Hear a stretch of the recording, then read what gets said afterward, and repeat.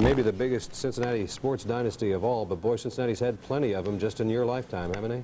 Well, the Reds of the 70s, and of course Purcell football back in the 50s, and Roger Bacon in the 60s. And Nick, to be honest with you, I think the Bengals might be coming up with a dynasty right now. I said that on national TV last year because they were in the Super Bowl last year, and they got a good chance of going all the way this year. And, and they're so young, and that's what it takes to build a dynasty, young and desire. And you remember that Bentley Post dynasty too, back Joe in the Hawk 40s, had all 50s? those great teams, and that was in the 40s and early 50s, and there's been so many around here. We as fans have really been spoiled in this area. Anytime there's a dynasty, people start pointing fingers at it. They start wanting to say, let's break it up, you know, let's break them up, and let's see what's going on here, and there must be something wrong going on. We're talking about Moeller, of course, Moeller and the great dynasty they have had, and people want to point at them and say, well, they must be doing something wrong over there. Well, in the next couple of years, Nick, I was talking to Coach Klonne yesterday, and they're going to have problems getting games because nobody wants to play them. Like Princeton's going to play them next year for the last time. A couple of teams up in Cleveland don't want to play them anymore, and it's going to be tough for Moeller to get games. With this new setup for the playoffs, it's going to be hard. Why should you want to play Moeller twice? Because they blow you out, you don't make the playoffs. But it's a tough situation, and it's just something that if I was a Massillon or a Canton McKinley or somebody, an Alliance or somebody like that, a football power, I would want to play Moeller. I would want to go after the best to try to prove that I can beat the best. But your job in this case was to go out there and see if you could find out what made it happen for them. They got such a tradition out there. When you walk in the place, you walk in right into school yesterday, the first thing you see is 4 real nice ladies selling state champion sweatshirts, Moeller sweatshirts, and just everybody you talk to, they just have such an atmosphere, just such a winning atmosphere.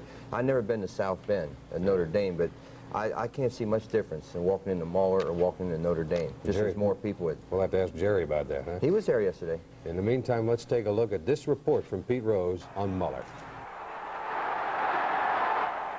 When you think about Moeller High School, you think about football, state championships, national rankings, and of course, Jerry Faust. In the past 8 years, Moeller has won the state championship 6 times and been rated #1 nationally 5 times. In the past 3 years, they've had 3 different coaches while losing 1 game. The question is, how do they do it? They work hard, and they work harder than anybody else. And I think our coaching staff works harder than anybody else. And I think that's a big part of it. But besides hard work, desire, talent, and almost year-round workout.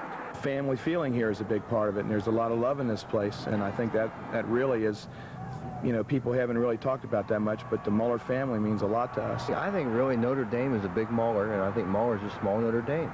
A lot of people think that. I think that's what Jerry thought.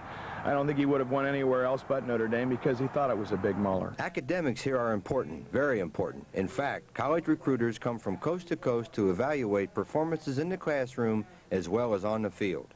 Their grades mean a lot to them. Academically, the atmosphere here is... You really stress that, huh? Sure, you got to stress it. And they're very concerned about academics. Like Hiawatha is being recruited right now, and you know, I won't bring him out of any class, but 6th grade study hard at the end of the day. I mean, because he just, you know, he needs to be in that class. Back in the 50s, Purcell was king.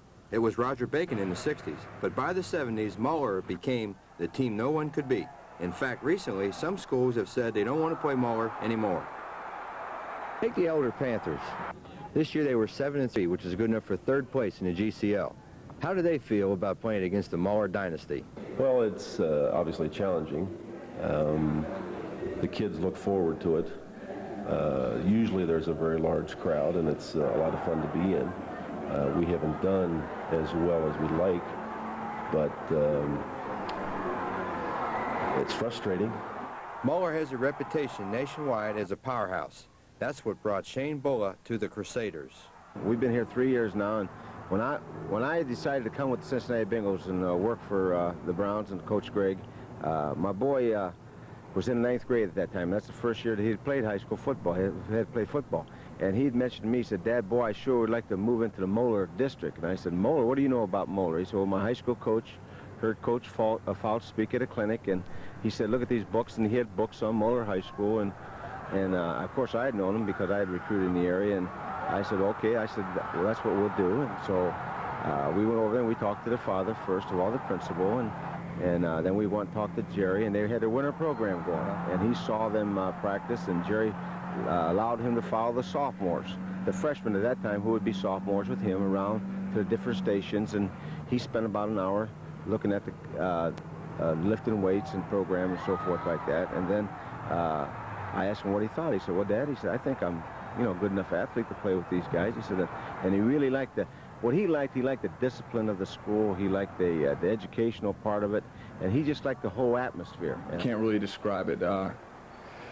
You're told you're the #1 high school in the country, and you don't just you're not just given that. You got to earn every bit of that, and you get to be around great people like Mr. Klonne, the head coach, and all the assistant coaches, and you get a lot of publicity, and you play with a family. Moeller is a family. Moeller is a family. That's an all-state linebacker talking right there. Pete, they're losing 41 seniors. Is this the end of the dynasty? No, Nick, you know, they blow so many teams out that the sophomores and the freshmen and the juniors get to play so much. They get so much experience that they grow up learning how to win. Elder, who had a real good year this year, is going to lose 34 seniors, and Moeller dresses out 80 players. So they'll have over half of them coming, just about half of them coming back next year. Those 41 seniors, you wanted to make a point about that. Quite a few of them are going to be going to college, aren't they? Like I said earlier, that in the last 8 years, they won 6 state titles, and they've got 160 scholarships for their athletes in the last 8 years. And Coach Klonne told me that probably 25 of the 41 seniors that get college educations this year. No wonder the kids want to play there. If my kid could play football, I'd want him to go there. Thanks very much, Pete. We'll be back in a moment.